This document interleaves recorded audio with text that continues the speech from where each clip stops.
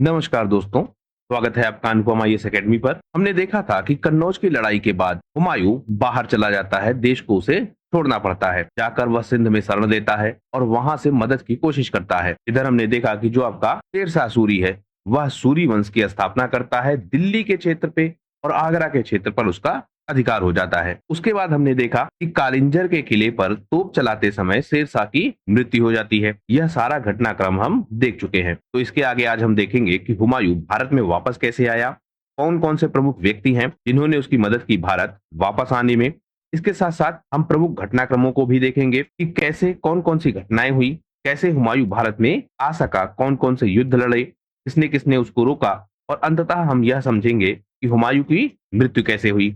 इस सारे घटनाक्रम को हम डिटेल से समझेंगे। परीक्षाओं में इस टॉपिक से रिलेटेड या इन तथ्यों से रिलेटेड प्रश्न आपसे बार बार पूछे जाएंगे, इसलिए इनको हम खूब डिटेल से देखेंगे और अच्छे से समझेंगे कि यह तथ्य कौन कौन से हैं, जिससे जब भी परीक्षा में कोई प्रश्न आए तो आप उसे आसानी के साथ अटेम्प्ट कर पाए। तो मैं अनुपम तिवारी स्वागत करता हूं आपका अपने इस YouTube चैनल पर। जब हुमायूं भारत में आया उस समय भारत की स्थिति क्या है, यह हमको समझना होगा।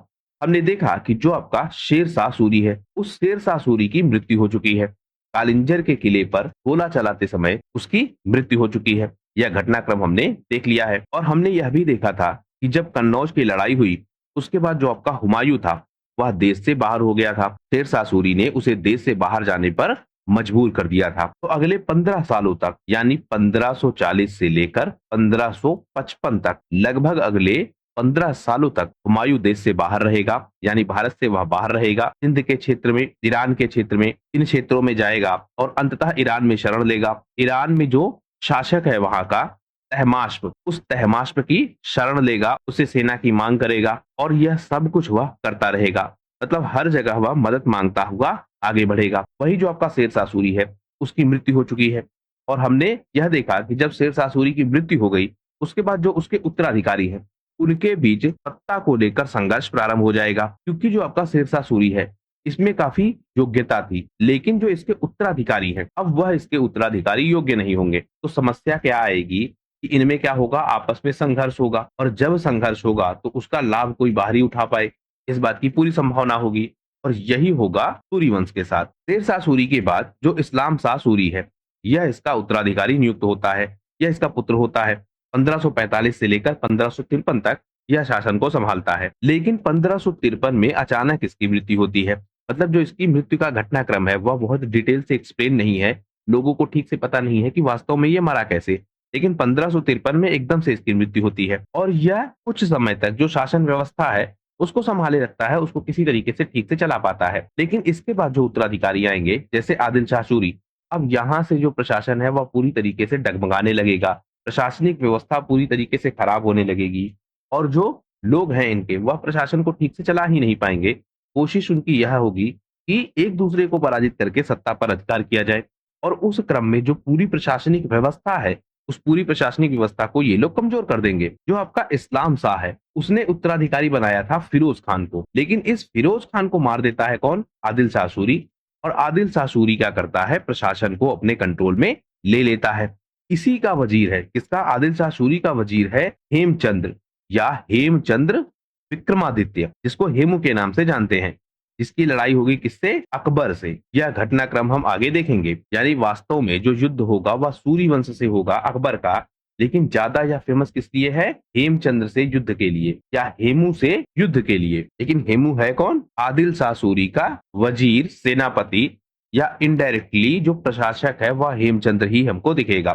क्योंकि जो आपका आदिल शाह सूरी है, यह अय्याशी में डूबा रहेगा। मतलब इसके पास ज्यादा काम धाम होगा नहीं, शराब में डूबे रहना, अन्य चीजों में लगे रहना, प्रशासन में इसकी कोई भूमिका नहीं दिखती है। इन सारे घटनाक्रमों में जो आपका हेमचंद्र है वह बहुत शक्तिशाली हो जाएगा और हेमू ही वास्तव में सत्ता को संभालेगा। यही इनका एक और परिवार का सदस्य जो आपका सिकंदर शाह सूरी है, यह बिहार के क्षेत्र में, पूर्वी उत्तर प्रदेश के क्षेत्र में, यहाँ पर अपना जो है शासन व्यवस्था स्थापित कर लेगा। यानी जो शेरशाह सूरी का वंश है, उस शेरशाह सूरी के वंश में हमको फूट पड़ती हुई दिखेगी। इसके जो उत्तराधिकारी है वह आपस में लड़कर शक्तियों को विभाजित कर देंगे, अलग अलग क्षेत्रों पर इनका अधिकार हो जाएगा और उस अधिकार के कारण जो पूरा साम्राज्य है वह साम्राज्य ही कमजोर हो जाएगा। और जो आपका यह सिकंदर शाह सूरी है, यह क्या कोशिश कर रहा है कि जो आदिल शाह है, आदिल शाह कहाँ बैठा है? दिल्ली पर। इस आदिल शाह को हरा दे और इस आदिल शाह को हराने के बाद वह दिल्ली पर अधिकार कर ले। तो इस्लाम शाह सूरी किसी तरीके से एक छोटे समय तक के लिए प्रशासन को ठीक से चलाएगा या किसी तरीके से प्रशासनिक व्यवस्था चलेगी। लेकिन इस्लाम शाह सूरी की एकदम से मृत्यु होगी और उस मृत्यु के बाद जो आदिल शाह सूरी है, वह सत्ता को संभालेगा। आदिल शाह सूरी भी इस सत्ता को फिरोज खान को मार के संभालता है। इसलिए यह भी इतिहासकारों का मत है कि जो यह इस्लाम शाह सूरी की एकदम से मृत्यु हुई, इस मृत्यु के पीछे भी शायद कोई षड्यंत्र रहा हो, क्योंकि उसके बाद जो उसका अगला उत्तराधिकारी है फिरोज खान, उसकी भी मृत्यु हुई, लेकिन उसकी हत्या का जो घटनाक्रम है वह हमको पता है। आदिल शाह सूरी इसे मार देता है और मारकर गद्दी पर अधिकार कर लेता है। तो इस तरह जो शेर शाह सूरी की मृत्यु हुई, और वह मृत्यु भी एकदम से हुई क्योंकि गोला लगा था और वह गोला फट गया, शेर शाह सूरी की मृत्यु हो गई। उसके बाद जो सूरी वंश है वह टुकड़ों में टूटता रहा। कुल मिलाकर हम देखते हैं कि जो सूरी साम्राज्य है वह 5 हिस्सों में बढ़ जाता है। वह 5 हिस्से कौन कौन से हैं? एक आपका है अहमद खां सूर, यह अधिकार करता है पंजाब के क्षेत्र में, यानी अहमद खां सूर का अधिकार है पंजाब के क्षेत्र में। एक आपका है इब्राहिम शाह, इसका अधिकार कहाँ है? संभल और दोआब के क्षेत्र में। एक आपका है आदिल शाह, यह क्या है? चुनार और बिहार में काबिज है, इसका अधिकार चुनार और बिहार के क्षेत्र में है। एक आपका है बाज बहादुर, यह मालवा के क्षेत्र में एक्टिव है। एक आपका है सिकंदर शाह, यह दिल्ली और आगरा के क्षेत्र में एक्टिव है। तो इस तरह से जितने भी यह प्रशासक हैं वह अलग अलग क्षेत्रों में एक्टिव हैं और जो पूरा सूरी साम्राज्य है वह 5 हिस्सों में बढ़ चुका है। 5 हिस्सों में बंटने का मतलब यह है कि यह सूरी साम्राज्य ही वास्तव में कमजोर हो चुका है। अब जो आपका हुमायूं है, उसे ऐसी स्थिति भारत में दिख रही है क्योंकि जो भारत की प्रशासनिक व्यवस्था है उस समय वह पूरी तरीके से डिस्टर्ब है। सूरी साम्राज्य के लोग आपस में ही लड़ रहे हैं और यह मदद लेने गया था कहाँ? ईरान के क्षेत्र में। यहाँ पर एक तथ्य आपको और ध्यान रखना होगा, वह तथ्य यह है कि जो आपका हुमायूं है या हम कहें जो आपका मुगल साम्राज्य है, वह मुगल साम्राज्य क्या है? सुन्नी संप्रदाय का। और वहीं जो आपका ईरान का प्रशासक है वह क्या है? शिया संप्रदाय का। यहीं पर एक व्यक्ति आपको और मिलेगा जिसका नाम है बैरम खान, यह बहुत फेमस है। बाद में जब अकबर का प्रशासन आएगा तो बैरम खान ही वास्तव में अकबर के प्रशासन की नींव डालेगा या उसको स्थापित करेगा। तो बैरम खान भी क्या है? शिया है। अब इस पूरी कहानी को हम ठीक से समझते हैं। बैरम खान जब पानीपत की पहली लड़ाई हुई थी उसमें भी मुगल प्रशासन में था, लेकिन उस समय वह एक सैनिक था, एक छोटा अधिकारी था। लेकिन यह हुमायूं के साथ भी जुड़ा रहता है, यानी बाबर की मृत्यु के बाद जो उसका उत्तराधिकारी है हुमायूं, उससे यह बैरम खान जुड़ा रहता है और बैरम खान लगातार हुमायूं के साथ बना रहता है। जब हुमायूं का प्रशासन गया, यानी जब शेर शाह सूरी ने हुमायूं को देश से बाहर कर दिया, उस समय क्या हुआ? जो आपका यह बैरम खान है यह तब भी हुमायूं के साथ बना रहा, यानी हुमायूं के साथ यह कनेक्टेड रहा। और इसका जो शिया संप्रदाय है, यह शिया संप्रदाय इसके लिए एक प्रमुख भूमिका अदा करेगा क्योंकि जो ईरान का प्रशासक है वह भी शिया है और जो बैरम खान है यह भी शिया है। तो बैरम खान क्या करेगा? अपने संप्रदाय का लाभ उठाते हुए, यानी वह भी शिया, ईरान का प्रशासक भी शिया, तो उसका लाभ उठाते हुए वह हुमायूं का संपर्क करा देगा किससे? ईरान के प्रशासक से। और जो ईरान का प्रशासक है वह क्या करेगा? हुमायूं को समर्थन देगा। लेकिन इन सब के बीच एक काम और होगा, जो आपका यह हुमायूं है, यह हुमायूं भी क्या करेगा? शिया संप्रदाय को स्वीकार करेगा। यानी इस्लाम में 2 विचारधाराएं हैं, एक आपका शिया, एक आपका सुन्नी। मुगल क्या है? वास्तव में सुन्नी है। लेकिन जो आपका हुमायूं है यह शिया को स्वीकार करेगा। क्यों? बैरम खान ने इसका संपर्क करवाया किससे? ईरान के प्रशासक से। ईरान का प्रशासक शिया, बैरम खान शिया, और जब हुमायूं भी शिया स्वीकार कर लेगा तो क्या होगा? ईरान का प्रशासक क्या करेगा? मदद देगा इसको, हुमायूं को, यानी लगभग 15,000 की सेना देगा ईरान का प्रशासक, जिससे जो हुमायूं है वह अपने क्षेत्रों को फिर से वापस पा सके। लेकिन यहाँ एक चीज आपको और ध्यान रखनी होगी, जो आपका ईरान का प्रशासक है वह हुमायूं की मदद क्यों करेगा? सबसे पहला तथ्य यह हुआ कि इसने स्वीकार किया है शिया संप्रदाय। तो जब इसने शिया संप्रदाय स्वीकार किया है तो इस विचारधारा को आगे बढ़ाने का जो काम है वह काम करेगा कौन? हुमायूं।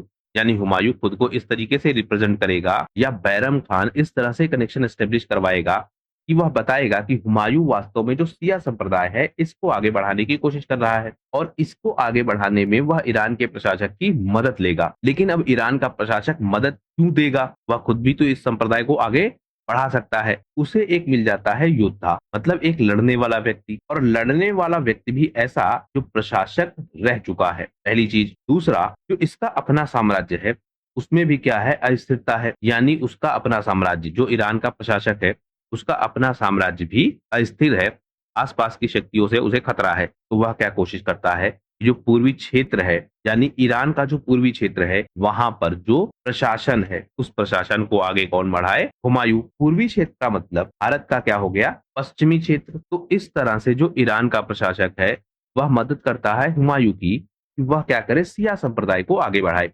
लेकिन हुमायूं धीरे धीरे क्या करता है, जब यह देखता है कि ईरान का प्रशासक अपनी ही समस्याओं में डिस्टर्ब है, तो यह धीरे धीरे क्या करेगा, स्वतंत्र शासक की तरह व्यवहार करने लगेगा और फिर वापस आएगा भारत में। इसमें भी क्या होगा, इसको सेना मिली थी लगभग 15,000 की। किसने दी थी, ईरान के प्रशासक ने।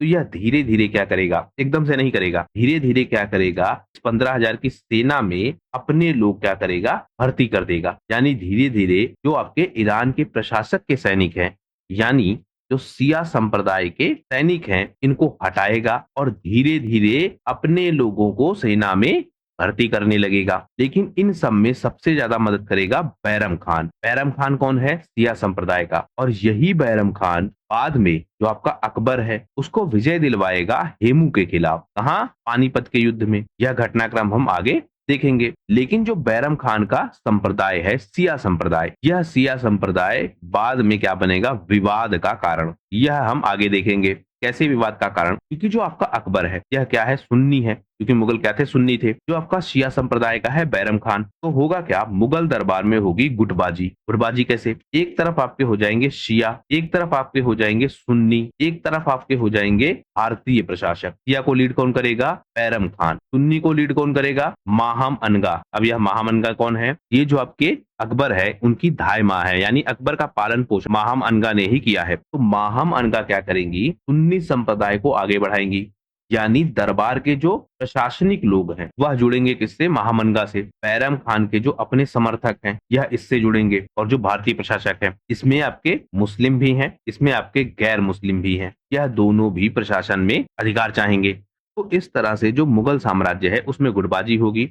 उस गुटबाजी के कारण जो आपका बैरम खान है, इस बैरम खान को बाहर होना पड़ेगा। इस घटनाक्रम को आगे हम डिटेल से देखेंगे। अभी आप यहाँ यह समझिए कि जो शिया संप्रदाय से कनेक्शन है वह कनेक्शन एस्टेब्लिश होता है किसका, हुमायूं का। करवाता कौन है, बैरम खान। किसके साथ होता है, ईरान के प्रशासक के साथ। और मिलकर एक सेना तैयार की जाती है और वह सेना हुमायूं के नेतृत्व में भारत में फिर से वापसी करेगी। तो अब हम तथ्यों को जोड़ के देख लेते हैं। 1540 में कन्नौज की लड़ाई हुई थी और उस कन्नौज की लड़ाई में हुमायूं हार गया था। शेर शाह सूरी उस युद्ध को जीत गया था और इसके बाद जो आपका हुमायूं है उसे देश छोड़कर बाहर जाना पड़ा, भारत को उसे छोड़ना पड़ा। और फिर वह जाता है अलग अलग क्षेत्रों में, वह जाता है सिंध के क्षेत्र में, वह जाता है ईरान के क्षेत्र में, वह अपने भाइयों के पास भी मदद मांगने जाता है। तो इस तरह हुमायूं इधर उधर भटकता है 1541 से लेकर 1543 तक। 1540 में युद्ध हारा है कन्नौज का, 41 से लेकर 43 तक वह इधर उधर भटकता है। इसी क्रम में जो सिंध का क्षेत्र है वहां की एक शासिका है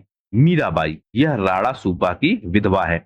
इनसे भी शरण मांगने यह जाता है, लेकिन शरण नहीं मिलती है। क्यों, क्योंकि जो राणा सूबा का क्षेत्र है वह क्षेत्र छोटा था, यानी सिंध का जो यह प्रशासक है वह प्रशासक बहुत छोटे क्षेत्र पर शासन कर रहा था। फिर यह जाता है अपने भाई कामरान मिर्जा के पास, और कहा जाता है, काबुल के क्षेत्र में। लेकिन जो इसका अपना भाई है कामरान मिर्जा, यह इसके साथ धोखा करता है। यह जाता तो मदद मांगने के लिए है, लेकिन यह क्या करता है, किसी को बंदी बनाने की कोशिश, यानी कामरान मिर्जा अपने ही भाई को बंदी बनाने की कोशिश करता है जो उसके पास मदद मांगने के लिए जाता है। फिर यह जाता है अपने छोटे भाई के पास, और छोटा भाई कौन है, हिंदाल मिर्जा, उसके पास जाता है। उससे मदद मांगते हुए यह ईरान की तरफ आगे बढ़ता है। यहाँ एक घटनाक्रम है, उसे आपको ध्यान रखना होगा।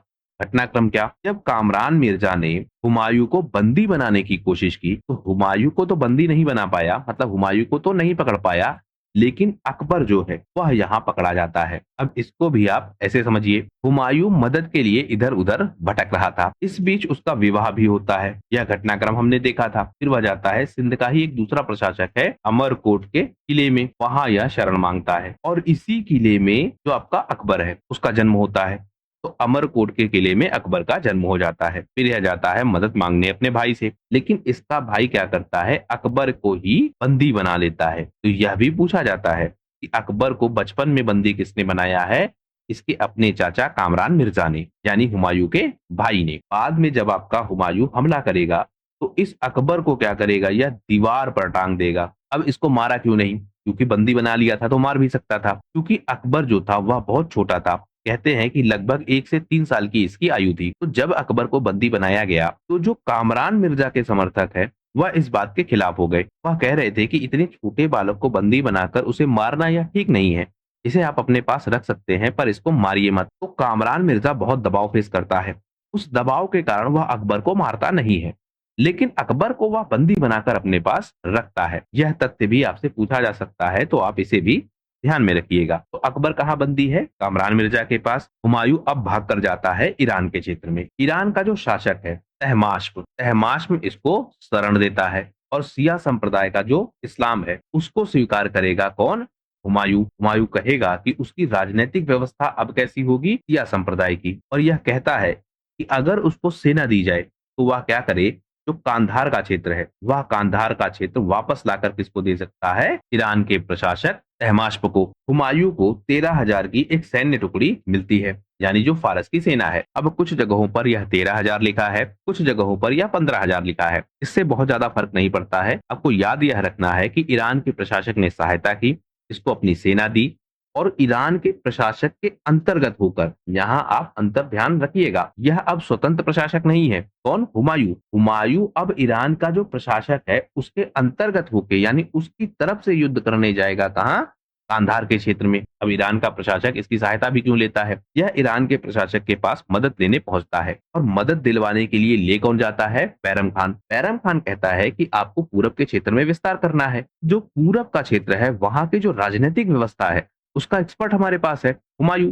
हुमायूं उस क्षेत्र को बहुत अच्छे से जानता है और हुमायूं उन लोगों को भी ठीक से जानता है जिसका प्रशासन है वहां पर। हुमायूं के भाई प्रशासक हैं, हुमायूं से जुड़े हुए लोग वहां प्रशासक है। तो बैरम खान इस बात को समझा पाता है कि हुमायूं एक योग्य व्यक्ति है, उसे अगर सेना दी जाए तो वह क्या करेगा, कांधार के क्षेत्र में जाकर अधिकार कर लेगा और जो ईरान का प्रशासन है उसे बहुत आगे बढ़ा देगा। लेकिन जो ईरान का प्रशासक है वह कहता है कि यह तो सुन्नी है, तो यह सुन्नी विचारधारा को आगे बढ़ाएगा। तो हुमायूं क्या करता है, शिया इस्लाम को स्वीकार कर लेता है। वह कहता है कि राजनीतिक तौर पर वह शिया इस्लाम के अंतर्गत होकर ही काम करेगा और इस्लाम को आगे बढ़ाएगा। इस तरह से जो ईरान का प्रशासक है वह उसको मदद देता है। मदद के बाद यह हमला करता है 1545 में और जो कांधार का क्षेत्र है वहां पर अधिकार कर लेता है। कांधार पर अधिकार किसका था, कामरान मिर्जा का, जो इसका भाई था।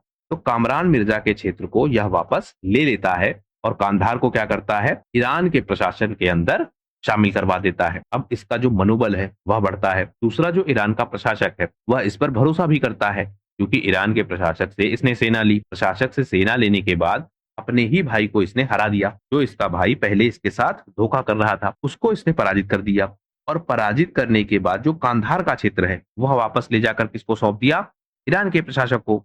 यानी कांधार शामिल हो गया ईरान के प्रशासन के अंतर्गत। तो ईरान का प्रशासक इससे और खुश हुआ, उसने फिर से इसकी सेना को वापस भेजा। 1545 में यह काबुल पर भी अधिकार कर लेता है। अब आ गया काबुल भी कहां, ईरान के प्रशासन के अंतर्गत। अंतर आप यहां ध्यान रखिएगा, अभी प्रशासनिक क्षेत्र किसका बढ़ रहा है, ईरान के प्रशासक का। हमले भले हुमायूं कर रहा है, भले हुमायूं युद्धों को जीत रहा है, लेकिन वास्तव में जो शक्ति का विस्तार हो रहा है वह किसका हो रहा है, ईरान के प्रशासक का। लेकिन इन सब के दौरान क्या होगा, धीरे धीरे हुमायूं उन लोगों को पराजित कर पाता है जो उसके विरुद्ध हैं या उसके विरुद्ध खड़े हो सकते हैं। काबुल पर भी किसका अधिकार है, इसके भाई कामरान का। इस काबुल पर भी इसने अधिकार कर लिया और इस बार जो इसका भाई है कामरान, इसको पकड़ा गया। कामरान को इसने कई बार माफ किया था, इसको बंदी बनाने की कोशिश की, इसके साथ धोखा किया, शत्रुओं के साथ मिलकर इससे युद्ध किया। जब इसने कांधार को हराया उस समय भी कामरान मिर्जा वहां हारा था, लेकिन वहां भी माफी मांग ली, वहां भी समझौता हो गया। अंततः जब इसने काबुल पर अधिकार किया और काबुल के क्षेत्र में जब कामरान को हराया तो इस बार कामरान को माफ नहीं किया गया। कामरान की आंखें निकाल ली गई, यानी कामरान को अंधा कर दिया गया और अंधा करने के बाद उसको भेज दिया कहां, मक्का, कि आप मक्का जाइए, वहां रहिए। इसी संघर्ष में जो हिंदाल है, हिंदाल मदद कर रहा था किसकी? हुमायूं की। हिंदाल इसी संघर्ष में मारा जाता है। यह तथ्य भी आपको ध्यान रखना होगा। तो इस तरह काबुल, कांधार यह दोनों आ गए कंट्रोल में किसके? हुमायूं के, या हम कहें हुमायूं ने जीतकर इसे दे दिया किसे? ईरान के प्रशासक को। अब यह फिर से कोशिश करेगा कि अब इसका अपना अधिकार स्थापित हो। अभी तक यह क्या कर रहा था? युद्धों को जीतकर उन क्षेत्रों को सौंप रहा था ईरान के प्रशासक को और शिया संप्रदाय के अंतर्गत उनको शामिल करवा रहा था। अब यह क्या कोशिश करेगा कि जो इसका क्षेत्र है, जिन क्षेत्रों को इसने जीता है, उन पर अपना प्रशासन स्थापित करे। क्योंकि जो आपका शाह तहमास्प है, इसका अपना संघर्ष चल रहा था ऑटोमन साम्राज्य से, और वहां का सुल्तान है ऑटोमन साम्राज्य का सुलेमान। तो सुलेमान से संघर्ष चल रहा था किसका? शाह तहमास्प का। और यह क्या कर रहा था? जो आपका अनातोलिया है और जो आपका इराक का क्षेत्र है, उन दोनों क्षेत्रों के लिए लगातार युद्ध कर रहा था। कौन? तहमास्प। तो तहमास्प आंतरिक समस्याओं में उलझा हुआ है। इसके लिए यह बात बहुत कठिन थी कि यह अपने अन्य क्षेत्रों को कंट्रोल कर सके। इसके साथ साथ जो इसके साम्राज्य के अंदर का क्षेत्र है, वहां पर भी कुर्द, उज्बेक, तुर्की कबीले के लोग, यह सारे लोग विद्रोह कर रहे थे। तो जो इसकी अपनी स्थिति है, इसकी तहमास्प की, वह भी काफी डिस्टर्ब है। इसी स्थिति को ठीक करने के लिए या उसमें सहयोग के लिए जो हुमायूं है वह शामिल हुआ था कि तहमास्प की तरफ से वह युद्धों को लड़ेगा। लेकिन अब तहमास्प की स्थिति ऐसी है कि हुमायूं को एक अवसर मिलता है कि वह अपना प्रशासनिक क्षेत्र स्थापित करे। तो जिस कांधार पर उसने अधिकार किया था, उस कांधार पर उसने अपनी प्रशासनिक व्यवस्था स्थापित कर ली और 1546 के आसपास, या फिर कुछ जगहों पर उल्लेख मिलता है 1547 के आसपास, यह कांधार को अपने कंट्रोल में ले लेता है और कांधार आ जाता है अब फिर से मुगल साम्राज्य के अंतर्गत। तो अब हुमायूं धीरे धीरे भारत की तरफ बढ़ेगा। 1545 से लेकर 1553 तक यह बहुत सारी तैयारियां करता है, बहुत सारे छोटे छोटे क्षेत्रों को जीतता है, अपनी सेना को इकट्ठा करता है, क्योंकि इसके पास जो सेना है उस सेना में बड़ी संख्या में क्या है? पारस के सैनिक। तो धीरे धीरे इन सैनिकों को यह रिप्लेस करता है, अपने सैनिकों की भर्ती करता है। एक लंबे समय की तैयारी के बाद यह भारत में फिर से वापस होता है। इन सब के दौरान जो आपका सूरी वंश है, उसका जो प्रशासक है इस्लाम शाह सूरी, उसकी मृत्यु हो जाती है। कब? 1553 में। और इसके बाद हम देखते हैं कि जो आपका सिकंदर शाह सूरी है, आदिल शाह है, हेमचंद्र है, इन सब के मध्य संघर्ष प्रारंभ हो जाता है। यानी सूरी वंश में आंतरिक संघर्ष प्रारंभ हो जाता है। हुमायूं भारत में वापस आने की कोशिश कर रहा है, उसकी पृष्ठभूमि वह बना रहा है। मतलब एक तरफ जो आपका हुमायूं है, हुमायूं मजबूत हो रहा है, दूसरी तरफ जो भारत के प्रशासक हैं, स्पेशली उत्तर भारत के प्रशासक, या उस पे भी अगर हम कहें तो जो दिल्ली का प्रशासक है, वह दिल्ली का प्रशासक कमजोर हो रहा है। उसके साथ साथ जो उत्तर पश्चिम का क्षेत्र है, वहां का जो प्रशासक है, वह प्रशासक भी कमजोर हो रहा है। तो धीरे धीरे इसको ऐसे अवसर मिल रहे हैं कि यह भारत में हमला कर पाए। 1554 के आसपास यह फिर से भारत में हमले करना शुरू करता है, भारत के क्षेत्रों को जीतना यह प्रारंभ करता है। यह काबुल से आगे बढ़ता है और धीरे धीरे भारतीय क्षेत्रों पर अधिकार करने लगता है। यहाँ पर इसको बहुत अच्छे सेनापति मिलते हैं। एक हमने बैरम खान की चर्चा की, यह बहुत फेमस था। एक व्यक्ति और था तरदी बेग, यह भी बहुत फेमस था। तो यह दोनों बहुत मदद करते हैं किसकी? हुमायूं की। और हुमायूं फिर से भारत में वापस आता है। नवंबर 1554 में यह पेशावर पर अधिकार कर लेता है। और यहाँ किसकी सेनाएं थी? सूरी साम्राज्य की। तो सूरी साम्राज्य की जो सेनाएं हैं वह आंतरिक रूप से कमजोर हो चुकी हैं और वहां पर गृह युद्ध की स्थिति हमको दिखती है। इस वजह से देखते हैं हम कि जो पेशावर का क्षेत्र है, जो काबुल का क्षेत्र है, इनको बहुत आसानी के साथ यह जीत लेता है और धीरे धीरे भारत की ओर आगे बढ़ने लगता है। जनवरी 1555 आते आते यह लाहौर पर भी अधिकार कर लेता है। यानी जो लाहौर का प्रशासक है सिकंदर शाह सूरी, उस सिकंदर शाह सूरी को यह पराजित कर देता है या उसकी सेनाओं को पराजित कर देता है। और सेनाओं को पराजित करने के बाद लाहौर पर अधिकार कर लेता है। क्योंकि जो आपका सिकंदर शाह सूरी है, इसका प्रशासन कहाँ था? दिल्ली के क्षेत्र में भी और आगरा के क्षेत्र में भी। यानी यहाँ क्या थी? राजधानी। और उस राजधानी के कंट्रोल में क्या था? लाहौर। तो यह लाहौर पर अधिकार इसलिए कर पाता है क्योंकि जो आपका सिकंदर शाह सूरी है वह अलग अलग क्षेत्रों में बिजी है, आंतरिक संघर्ष चल रहे हैं। तो यह लाहौर पर अधिकार कर लेता है और फिर और आगे बढ़ता है। तो जनवरी में इसने लाहौर पर अधिकार कर लिया। मार्च और अप्रैल के बीच यह जालंधर और दोआब क्षेत्र में आगे बढ़ता है। यानी 1555 का ही यह घटनाक्रम है। जनवरी के महीने में लाहौर को जीता है, मार्च और अप्रैल महीने जाते जाते यह जालंधर और दोआब क्षेत्र में भी आगे बढ़ता है। यहाँ पर जो सबसे फेमस व्यक्ति है बैरम खान, जो इसका सेनापति है, वह बहुत मदद करता है और जो सूरी वंश के बचे हुए सरदार हैं, जैसे आपका हैबात खान निजामी, तातार खान, इन सबको पराजित करता है और मुगल साम्राज्य को आगे बढ़ाता है। मुगल साम्राज्य की जो भारत में स्थापना है या जो पुनर्स्थापना है हुमायूं के बाद, उसमें सबसे बड़ा योगदान हमको बैरम खान का ही दिखता है। और यह भी इतिहास में प्रश्न पूछा जाता है कि क्या हुमायूं ने भारत में मुगल साम्राज्य की स्थापना की या बैरम खान वह व्यक्ति था जिसने भारत में मुगल साम्राज्य की स्थापना की या स्थापना करने में सबसे ज्यादा मदद की। तो अब जालंधर और दोआब के क्षेत्र में भी इसका अधिकार हो जाएगा और इसके बाद एक युद्ध होगा 15 मई 1555 में मच्छीवाड़ा का युद्ध। मच्छीवाड़ा है कहाँ? वर्तमान का जो लुधियाना क्षेत्र है वहां पर हमको मिलता है। और अब जो मुगल सेना है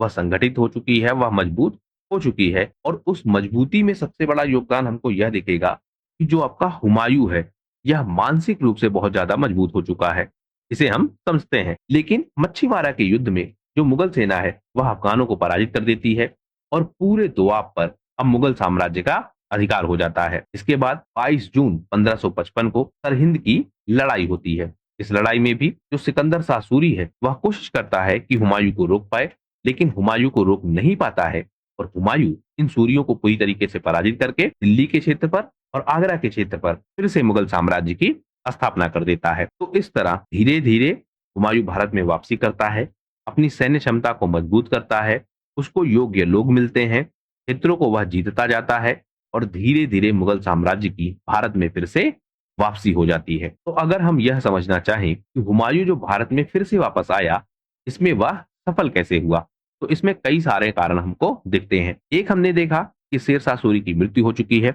उसके जो उत्तराधिकारी हैं वह आपस में लड़ रहे हैं और जो सूरी साम्राज्य है वह सूरी साम्राज्य पूरी तरीके से कमजोर है। इसको फारस से जो सैन्य मदद मिली यह भी इसके लिए बहुत मददगार हुई। इसने हालांकि शिया संप्रदाय को राजनीतिक व्यवस्था के तौर पर अपनाया था, लेकिन इससे इसको मदद बहुत मिली क्योंकि फारस की सेना ने इसको बहुत सहायता पहुंचाई, जिससे यह फिर से अपने क्षेत्रों को जीत सका। बैरम खान जैसे योग्य सेनापति इसको मिले, यानी बैरम खान की बहुत भूमिका थी इन सारे युद्धों में। तो एक बेहतर संगठन और एक बेहतर नेतृत्व किसका? बैरम खान जैसे योग्य सेनापतियों का, यह इसको मिला। इसने भी बहुत लाभ पहुंचाया क्योंकि चाहे वह पेशावर की लड़ाई हो, चाहे लाहौर की लड़ाई हो, चाहे मच्छीवाड़ा की लड़ाई हो, चाहे सरहिंद की लड़ाई हो, इन सारी लड़ाइयों को जीतता कौन है वास्तव में? बैरम खान। अब इस बात को आप ऐसे समझिए, जो आपका मुगल साम्राज्य है उसमें परंपरा क्या थी, या हम कहें केवल मुगल साम्राज्य ही नहीं, भारतीय प्रशासकों को छोड़कर जिन्होंने भी भारत पर हमला किया है उन सब में यह परंपरा थी। सामान्यता क्या परंपरा थी? जो आपका राजा है यह राजा युद्ध में नहीं शामिल होता था, इसीलिए हम देखते हैं कि इनके जो राजा हैं वह युद्धों में नहीं मारे जाते हैं। क्यों? युद्ध में यह शामिल ही नहीं होते हैं। युद्ध वास्तव में लड़ेगा कौन? जो इनका सेनापति होगा। तो सेनापति युद्ध लड़ता था, यह किसी दूर पहाड़ी क्षेत्र पर या किसी भी दूर के क्षेत्र पर बने रहते थे, यानी राजा दूर होता था, अपने सैनिकों के साथ वह वहां रहता था। वास्तव में युद्ध लड़ता था सेनापति, और सेनापति अगर युद्ध जीत जाता था तब जाकर राजा आता था, यानी राजा तब आएगा जब सेनापति युद्ध को जीत जाएगा। अगर सेनापति युद्ध को हार जाता है और सेनापति युद्ध के मैदान में मारा जाता है, दोनों में से कोई भी घटनाक्रम हो सकता है, उस केस में जो आपका यह राजा होता था यह राजा भाग जाता था। इसीलिए आप देखते हैं कि कई लड़ाइयां हारने के बाद भी जो शेर शाह सूरी है वह हुमायूं को मार नहीं पाता है, क्योंकि हुमायूं बार बार भाग जाता है। तो जो यह लड़ाइयां हुई पेशावर की, लाहौर की, मच्छीवाड़ा, सरहिंद, इन सारी लड़ाइयों को वास्तव में कौन जीतता है? बैरम खान। और बैरम खान मुगल साम्राज्य को आगे बढ़ाता है। इन सब के अलावा जो हुमायूं की बदली हुई सोच है और जो उसमें मेच्योरिटी आई है वह भी एक प्रमुख भूमिका अदा करती है। कैसे? इसे हम समझते हैं, क्योंकि इससे पहले जब हम हुमायूं को देखते हैं तो हुमायूं अफीम का बड़ा शौकीन था, वह नशा खूब करता था। और यहाँ तक लोग बताते हैं कि जब इसके प्रशासन के लोग इसके पास जाते थे कोई समस्या लेकर, इसको समझाते थे कोई समस्या है, तो यह क्या करता था, नशे में इतना डूबा होता था कि उनकी समस्या को भी ठीक से नहीं सुन पाता था। मतलब नशेड़ी एक नंबर का था यह। इसके साथ साथ यह जरूरत से ज्यादा अपने भाइयों पर, अपने लोगों पर भरोसा करता था, यानी जो इसकी राजनीतिक समझ है वह राजनीतिक समझ काफी कमजोर थी। अब जब यह वापस होकर आया है तो इसकी राजनीतिक समझ में हमको थोड़ी मैच्योरिटी दिखती है। यह अपने भाई को हराता है, उसको मक्का भेज देता है, अपने जो योग्य सैनिक हैं इनका अच्छे से इस्तेमाल कर पाता है, यानी बैरम खान को इसने इतनी स्वतंत्रता दी थी कि बैरम खान युद्धों को जीत रहा था। तो एक तरीके से हमको मेच्योरिटी दिखती है किसमें, हुमायूं में, जब यह वापस आता है। एक प्रश्न और आपके मन में उठ सकता है कि दरअसल यह बैरम खान है कौन और वह हुमायूं के प्रति इतना समर्पित क्यों था, क्यों इतना लॉयल था यह हुमायूं के प्रति या फिर मुगल साम्राज्य के प्रति। क्योंकि बाद में हम देखेंगे कि यह अकबर के प्रति भी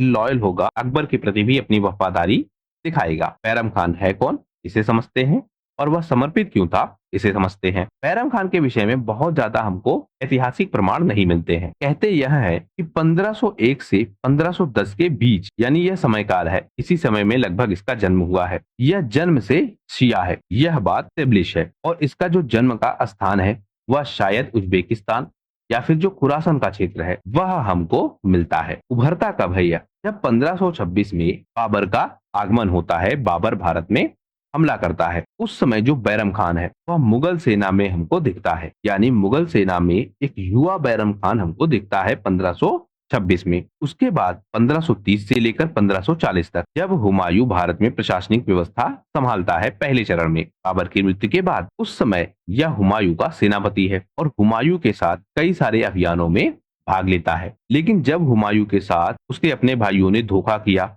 उसको पराजित किया, इसके साथ साथ जब 1540 में शेरशाह सूरी ने उसे कन्नौज के युद्ध में पराजित किया और मजबूर कर दिया कि हुमायूं भारत से बाहर चला जाए, तो जब यह अलग अलग स्थानों पर भटक रहा था, उस समय जो आपका बैरम खान है वह इसके साथ था। तो बैरम खान बाबर के समय से हमको दिखता है, यानी एक सैनिक के रूप में हमको यह बाबर के समय से दिखता है, और शेरशाह सूरी के समय में भी यह उससे जुड़ा हुआ है। यहाँ तक कि जो ईरान का प्रशासक है उससे जो कनेक्शन स्टेब्लिश करवाया वह भी बैरम खान ने ही करवाया था। तो बैरम खान लंबे समय से जुड़ा था। जन्म का स्थान इसका शायद उज्बेकिस्तान या फिर खुरासन का क्षेत्र।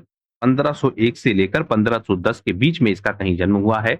1526 में पहली बार हमको यह बहुत स्पष्ट रूप से दिखता है, कहां पर, मुगल सेना में। हुमायूं के प्रति जो इसकी वफादारी है उसके कई सारे कारण हमको दिखते हैं। एक, हुमायूं ने इस पर लगातार भरोसा किया। अपने भाइयों पर भरोसा ना करके हुमायूं ने बैरम खान पर भरोसा किया और बैरम खान उस भरोसे पर लगातार खरा उतरा। तो एक तरीके से जो बैरम खान है, क्योंकि वह सेना में शामिल था, वह एक सैनिक था, और जब उसको इतना सम्मान मिल रहा था किसी साम्राज्यिक व्यवस्था से, क्योंकि बाबर भी उसको महत्व देता था और हुमायूं ने भी उसको खूब महत्व दिया, तो जब उसको इतना महत्व मिल रहा था तो उसे यह क्या लगता था, एक तरीके का व्यक्तिगत उपकार। तो वह मानता था कि यह उसका धर्म है कि अब क्या करे, वह हुमायूं के प्रति समर्पित हो। दूसरा कारण जो ईरानी संबंध है, क्योंकि बैरम खान भी क्या है, शिया है, और अब जब मुगल साम्राज्य का दूसरे चरण में विस्तार होगा तो वह कैसे होगा, ईरानी संबंधों के कारण, और उसमें भी जो आपका शिया संप्रदाय है उसकी विचारधारा के तहत। क्योंकि जो आपका हुमायूं है उसने राजनीतिक आधार पर यह स्वीकार कर लिया था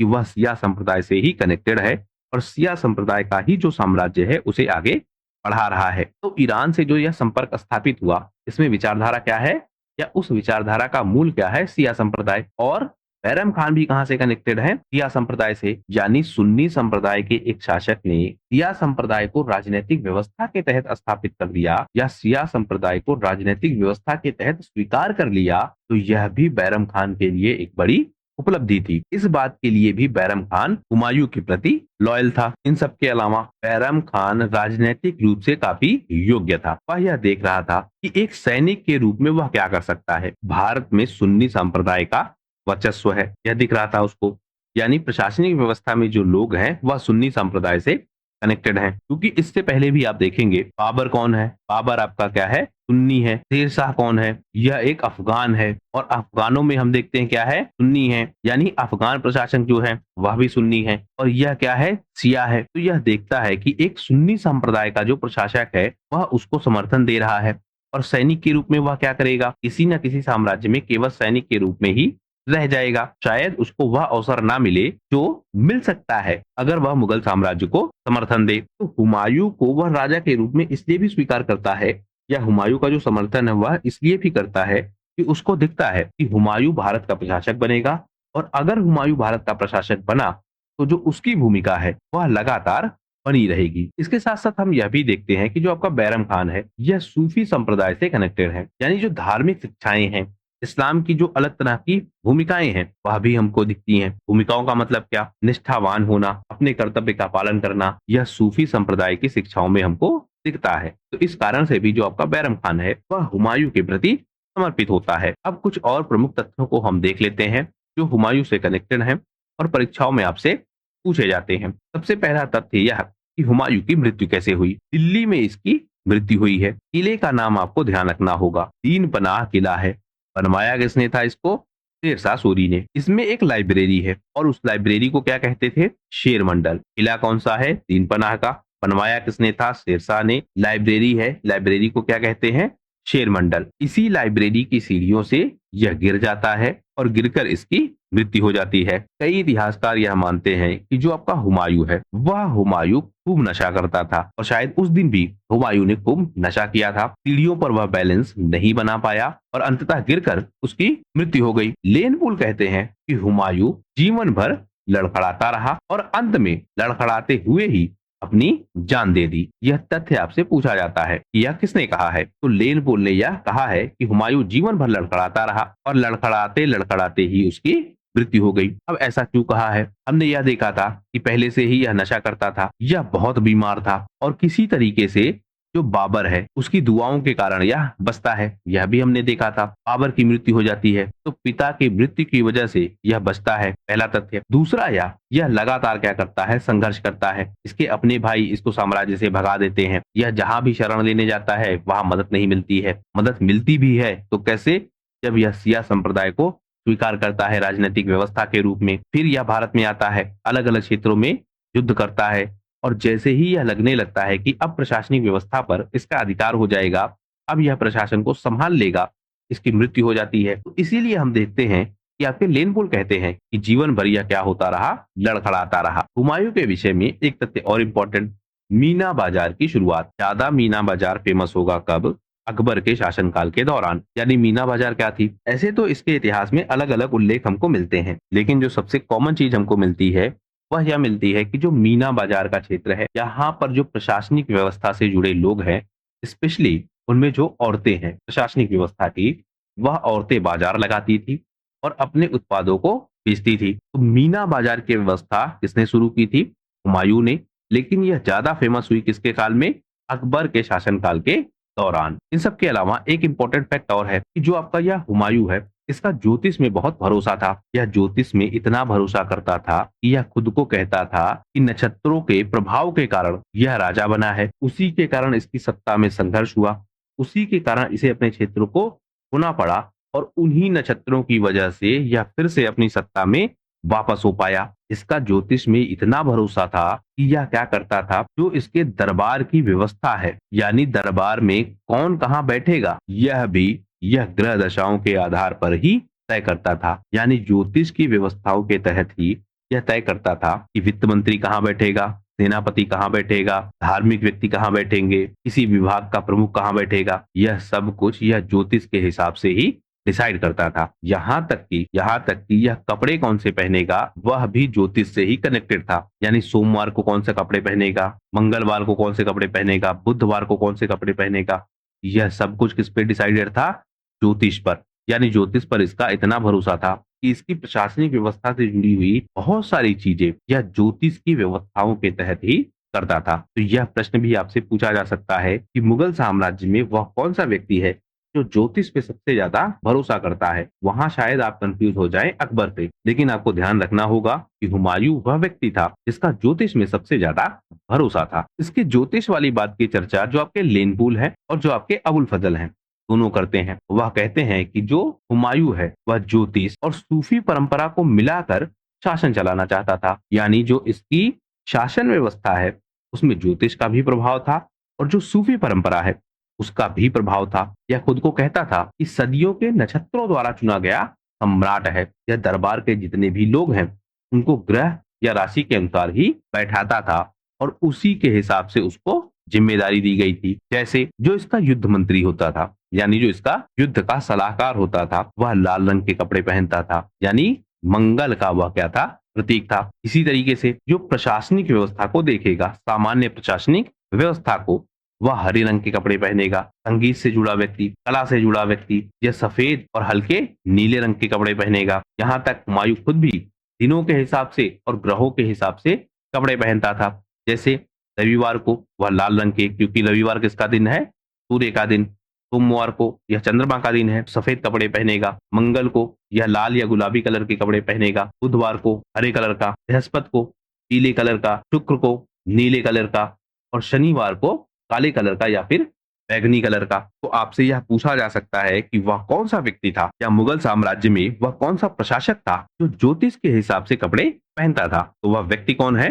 हुमायूं। अब आपके मन में एक प्रश्न आ रहा होगा, प्रश्न क्या कि क्या हुमायूं बादशाह बनने के योग्य था या केवल बैरम खान की वजह से वह बादशाह बना था? यानी बैरम खान की जो भूमिका थी, केवल उस भूमिका की वजह से यह बादशाह बना था या वास्तव में यह बादशाह बनने के योग्य था? क्योंकि हम देखते हैं युद्धों को बैरम खान जीतता है, हुमायूं नशे में रहता है, ज्योतिष पर इतना ज्यादा भरोसा करता है, यानी कर्म कांडों पर भी इसका भरोसा है, दैवी शक्ति पर इसका भरोसा है। तो वास्तव में मुगल साम्राज्य का संस्थापक कौन है, या जो दूसरा चरण मुगल साम्राज्य का स्थापित हुआ उसका संस्थापक कौन है? क्या वह हुमायूं था या क्या वह बैरम खान था? अगर हम हुमायूं की बात करें तो जैसा मैंने अभी बताया, इसे अफीम की बहुत लत थी। यह अपने प्रशासनिक अधिकारियों की बात भी ठीक से नहीं सुन पाता था। इसकी जो राजनीतिक व्यवस्था है वह भी बहुत कमजोर थी। शेरशाह सूरी से हार गया, दिल्ली से भागना पड़ा, अलग अलग क्षेत्रों पर निर्भर होना पड़ा, उनसे शरण मांगनी पड़ी। जो इसका अपना मैनेजमेंट है वह भी खराब है, इसके अपने भाई भी इसके साथ नहीं है। ज्योतिष पर इसका जरूरत से ज्यादा विश्वास था, यानी यह जो तार्किक डिसीजन है वह डिसीजन नहीं लेता था या भरोसा करता था कि जो कुछ हो रहा है ग्रहों की वजह से हो रहा है, इस पर कोई नियंत्रण नहीं है। और इन सब में भी सबसे बड़ी चीज हम यह देखते हैं कि इसके साथ तीन चीजें जुड़ती हैं, अफीम, ज्योतिष और सूफीवाद। अब इन तीनों चीजों का क्या असर है? सूफीवाद से यह सीखता था कि युद्ध नहीं करेंगे, ज्योतिष से यह सीखता था सब कुछ क्या हो रहा है अपने आप या पूर्व निर्धारित है, अफीम यह इसको क्या कर रही थी? कमजोर कर रही थी। तो अब प्रशासक के रूप में आप देखिए, ऐसा प्रशासक जो कमजोर है व्यक्तिगत रूप से, शारीरिक रूप से और मानसिक रूप से, ऐसा प्रशासक जो युद्ध नहीं करना चाहता, ऐसा प्रशासक जो यह मानता है कि सब कुछ क्या हो रहा है अपने आप हो रहा है। तो यह कैसे अपने प्रशासनिक क्षेत्र को आगे बढ़ाएगा? तो इतिहासकार यह मानते हैं कि जो आपका बैरम खान है, जब उसकी नीतियां जुड़ती है मुगल साम्राज्य से तो वास्तव में मुगल साम्राज्य आगे बढ़ता है। लेकिन कुछ पॉजिटिव एंगल भी हमको मिलते हैं, जैसे कला के क्षेत्र में, वास्तुकला के क्षेत्र में और ज्योतिष में। अब ज्योतिष वाली बात पॉजिटिव में भी है और निगेटिव में भी है, क्योंकि ज्योतिष को आप नकार नहीं सकते हैं किसी भी एंगल से, पर केवल ज्योतिष पर डिपेंड होकर अपने कर्म को ना करना यह दिखाता है निगेटिव एंगल। लेकिन जब यह ज्योतिष में भरोसा करता है और कर्म करता है तब दिखाता है क्या? Positive angle. तो यह कला में, ज्योतिष में और वास्तुकला में, इनमें भी भरोसा करता था। जब यह वापस आता है, दूसरा फेज जो इसका है वह दिखाता है कि जो इसकी राजनीतिक मेच्योरिटी है वह मेच्योरिटी काफी बढ़ चुकी है। तो यह पॉजिटिव एंगल है। फिर इसने जो अपने प्रशासन के लोग हैं उनको महत्व दिया, जैसे इसने बैरम खान को महत्व दिया। वास्तव में बैरम खान क्या था? सेनापति था। इसने बैरम खान को एक अवसर दिया कि वह क्या करे, साम्राज्य का विस्तार कर सके। इससे हमको क्या पता लगता है कि यह योग्यता को क्या दे रहा है? अवसर दे रहा है। अच्छा प्रशासक वह है जिसके पास ज्यादा से ज्यादा योग्य लोग हों और उन लोगों को क्या मिले? अवसर मिले। और यह अवसर हुमायूं देता है किसे? बैरम खान को। तो यह भी इसका क्या है? एक पॉजिटिव एंगल। तो इस तरह हम देखते हैं कि जो आपका हुमायूं है उसमें कुछ पॉजिटिव एंगल भी हैं, उसमें कुछ निगेटिव एंगल भी हैं। लेकिन जो दूसरा साइड है, बैरम खान की कितनी भूमिका थी उसे भी हम देखते हैं। कहा यह जाता है कि जो असली शक्ति है वह असली शक्ति थी किसके पास? बैरम खान के पास। यहां तक हम यह भी देखते हैं कि अकबर के जो शुरुआती चरण है, यानी अकबर को प्रशासक बनाने में भी जिसकी सबसे ज्यादा भूमिका है वह व्यक्ति कौन है? बैरम खान। युद्धों को जीतता कौन है? बैरम खान। हुमायूं की जब एकदम से मृत्यु होती है उस समय भी यह दूरदर्शिता कौन दिखाता है कि अकबर को तुरंत राजा बनाया जाए? तो वह व्यक्ति कौन है? बैरम खान। कहा यह जाता है कि अगर बैरम खान ना होता तो हुमायूं शायद भारत की सरहद तक नहीं पहुंच पाता, क्योंकि बैरम खान ही वह व्यक्ति था जिसने हुमायूं को मदद दिलवाई थी ईरान के प्रशासक से। लेकिन हम यह भी देखते हैं कि हुमायूं ने बैरम खान को सम्मान भी खूब दिया और उसके प्रति वह काफी विनम्र रहता था। तो इस तरह हम देखते हैं कि बैरम खान की मदद से हुमायूं फिर से भारत में मुगल साम्राज्य की स्थापना कर पाता है और मुगल साम्राज्य अपने दूसरे चरण को प्रारंभ करता है। लेकिन 1555 के बाद हम देखते हैं अकबर का प्रशासन आएगा और मुगल साम्राज्य अपनी नई ऊंचाइयों तक पहुंचेगा। इससे आगे के घटनाक्रम को हम आने वाले वीडियोस में देखेंगे। इस वीडियो में फिलहाल सिर्फ इतना ही। अगर आपको इस वीडियो का पीडीएफ चाहिए हो तो डिस्क्रिप्शन में आपको लिंक मिलेगा, वहां से आप व्हाट्सएप चैनल से जुड़ सकते हैं। इस वीडियो का पीडीएफ आपको वहीं प्रोवाइड किया जाएगा। वीडियो पूरा देखने के लिए बहुत बहुत धन्यवाद। आपका दिन शुभ हो।